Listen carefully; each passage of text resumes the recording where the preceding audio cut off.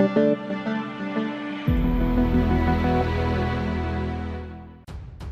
to hard reset OPPO Reno 8 Pro and Plus.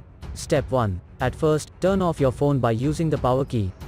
Step 2. Then, press and keep the volume down with the power button at the same time. Step 3. When the OPPO logo shows up, release the power key and continue holding the volume down only.